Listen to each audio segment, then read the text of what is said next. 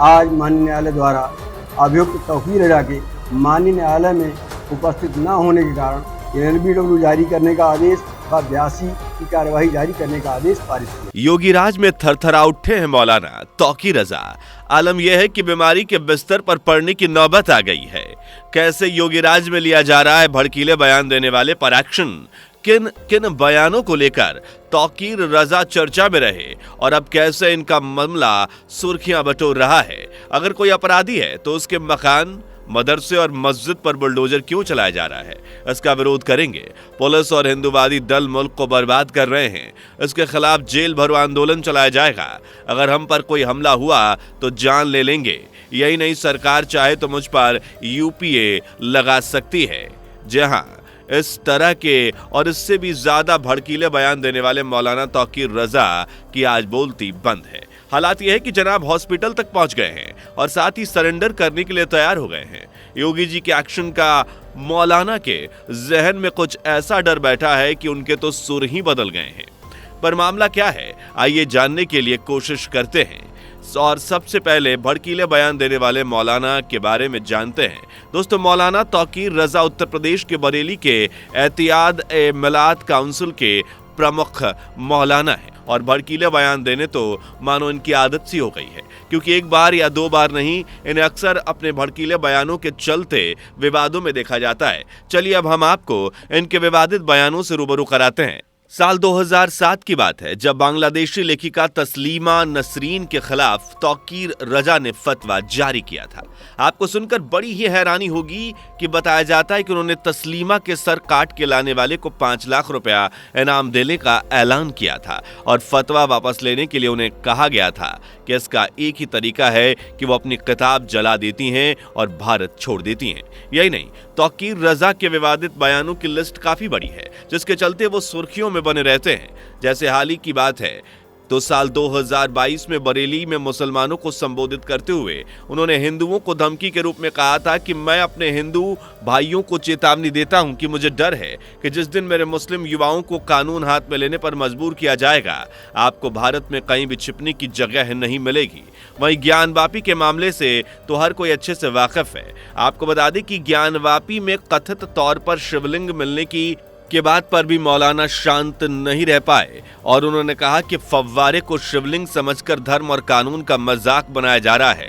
यही नहीं, तौकीर रजा आगे कहते हैं कि अयोध्या मामले में सारे झूठ सहन कर लिए गए थे, लेकिन अब ऐसा नहीं होगा। सरकार हर मस्जिद को मंदिर बनाना चाहती है और अगर ऐसा ही रहा तो इसके गंभीर परिणाम होंगे। सबसे बड़ी बात तो यह है कि दिल्ली के जहांगीरपुर में हिंसा के बाद तौकीर रजा ने मोदी सरकार पर एक तरफा कार्यवाही का आरोप लगाया था। उनका कहना था कि अगर सरकार धृतराष्ट्र बन रही है तो देश में महाभारत जरूर होगी। मुसलमान अगर सड़कों पर उतर आया तो उसे कोई रोक नहीं पाएगा। मतलब दोस्तों, इन सभी भड़कीले बयानों से ही आप समझ सकते हैं कि मौलाना तौकीर रजा देश में दंगे फैलाने की कोशिश कर रहे हैं और हुआ भी यही।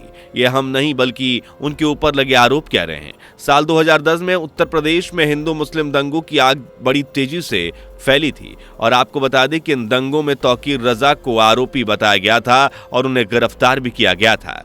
तौकीर रजा पर आरोप थे कि बरेली में हुए हिंदू मुस्लिम दंगों के मास्टरमाइंड यही थे, जिसके चलते इन्हें गिरफ्तार भी किया गया, लेकिन जनाब तो फिर भी अपनी हरकतों से बाज नहीं आए और इसके साथ उन्होंने साल 2012 में विधानसभा चुनाव में समाजवादी पार्टी का समर्थन किया। वहीं साल 2013 में सपा सरकार ने तौकीर रजा को हथकरघा निगम के उपाध्यक्ष का चार्ज दिया, लेकिन बाद में उन्होंने सपा से इस्तीफा दे दिया। पर तौकीर रजा विवादों से दूर नहीं रहे। देश भर में सीएए के खिलाफ चल रहे प्रोटेस्ट के दौरान भी तौकीर रजा सामने आए और अपने भड़कीले बयान के साथ खूब सुर्खियां बटोरी थी।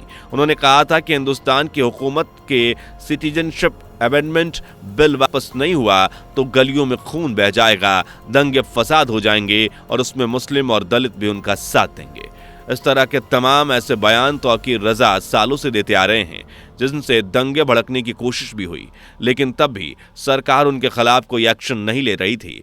पर अगर तौकीर रजा ये सोच रहे हैं कि अपने किए की सजा से वो बच जाएंगे, तो ऐसा तो जनाब बिल्कुल नहीं होगा, क्योंकि उत्तर प्रदेश की कमान योगी जी के हाथ में है और योगी जी की सरकार में ना तो दंगे फसादों को देखा जाएगा और ना ही भड़काने वाले बयानों को सुना जाएगा।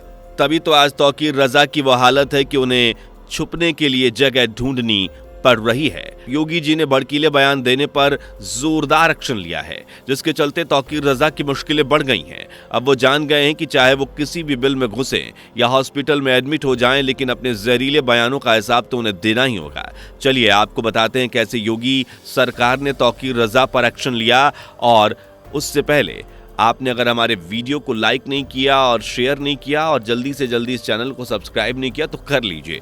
दोस्तों, हमने साल 2010 में उत्तर प्रदेश के बरेली में हुए दंगे के बारे में जैसा बताया था कि तौकीर रजा को इन दंगों का मास्टरमाइंड बताया गया था और इसी आरोप के चलते ADJ fast track Ravi Kumar Diwakar के कोर्ट में समन जारी किया गया। 11 मार्च को उन्हें तलब किया गया, लेकिन इस तारीख पर तौकीर रजा कोर्ट में नहीं पहुंचे और कोर्ट में पेश न होने की वजह से उनके खिलाफ गैर जमानती वारंट जारी किया गया। उनको गिरफ्तार करने की जिम्मेदारी एसएसपी घूले सुशील चंद्रभान को सौंपी गई। हालांकि मौलाना को गिरफ्तार नहीं किया जा सका। बता दें कि इस दौरान मौलाना इलाहाबाद के हाईकोर्ट में भी पहुंचे, जहां उनकी मदद की गुहार भी सुनी गई थी। जिसके बाद हाईकोर्ट ने मौलाना को 27 मार्च तक ट्रायल कोर्ट में सरेंडर करने का आदेश दिए, लेकिन तौकीर रजा तो किसी की बात मानने को राजी ही नहीं हुए।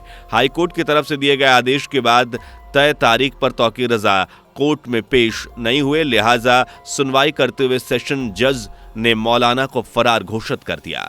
अब मौलाना ने किसी तरह अपने आप को बचाने के लिए हॉस्पिटल में एडमिट होने का सहारा लिया। तय तारीख के एक दिन पहले मौलाना इलाज के लिए दिल्ली के एक हॉस्पिटल में एडमिट हुए। साथ ही उन्होंने कोर्ट में एक वकील के जरिए अपनी अर्जी लगवाई, लेकिन इस बार कोर्ट ने तौकीर रजा की नहीं सुनी और कोर्ट में उनकी अर्जी को एक्सेप्ट करने से साफ मना कर दिया गया। यहाँ मतलब साफ है कि तौकीर रजा को अब उनके जहरीले बयानों की सजा से कोई नहीं बचा सकता। योगी राज में ऐसा तो होना ही था, तभी तो तौकीर रजा साहब की हालत खस्ता है और हालत खस्ता होना बनती है ना भाई। जेल के सलाखों का खतरा तो मंडरा ही रहा है। वैसे हाल ही में सफाई देते हुए तौकीर रजा का एक बयान सामने आया। तौकीर रजा ने मीडिया से बात की और मीडिया से बात करने के दौरान उन्होंने कहा कि वो हक की आवाज उठाते ही रहेंगे, चाहे फिर उन्हें मुख्तार अंसारी की तरह जेल में जहर देकर या अतीक अशरफ की तरह पुलिस की मौजूदगी में गुंडों से गोली क्यों ना मरवा दी जाए। साथ ही कोर्ट की तरफ से जो उन्हें फरार घोषित किया गया है उसके लिए भी तौकीर रजा ने नाराजगी जाहिर की है। वो कहते हैं कि डॉक्टर्स ने उन्हें छुट्टी नहीं दी थी, लेकिन थोड़ा सुधार होते ही ये सब बातों को सुनकर वो आ गए। आगे तौकीर रजा कहते हैं कि वो देश के संविधान और लोकतांत्रिक व्यवस्था पर यकीन रखते हैं। साथ ही वो कहते हैं कि कोर्ट में पेश होने, जेल जाने या फिर फांसी होने से वो नहीं डरते और वो जल्द ही कोर्ट के सामने पेश होंगे। इस बयान से आप समझ सकते हैं कि मौलाना साहब अब सरेंडर के लिए तैयार हैं।